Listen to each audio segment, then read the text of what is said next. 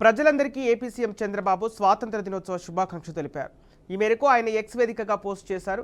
మహోజ్వల చరిత్ర గల మన దేశ సమగ్రతను కాపాడటం అందరి కర్తవ్యమన్నారు. ప్రధాని నరేంద్ర మోదీ పిలుపు మేరకు వరుసగా 3వ సంవత్సరం హర్ ఘర్ తిరంగా కార్యక్రమాన్ని నిర్వహించుకుంటున్నట్లు చెప్పారు. ఇంటింటా జాతీయ జెండా అనే ఈ కార్యక్రమం విస్తృత కార్యక్రమంగా మారడం ఆనందకరమైన విషయాన్ని తెలిపారు. తెలుగువారైన పింగళి వెంకయ్య రూపొందించిన మువ్వెన్నెల జెండా ప్రతి ఇంటిపై రెపరెపలాడటం మనకు మరింత ప్రత్యేకం, గర్వకారణమని కొనియాడారు. ప్రతి ఇల్లు, కార్యాలయంపై త్రివర్ణ పతాకాన్ని ఎగరవేయాలని కోరారు. జాతీయ జెండాను సోషల్ మీడియాలో పేజీల్లో ప్రొఫైల్ పిక్గా పెట్టుకోవాలన్నారు.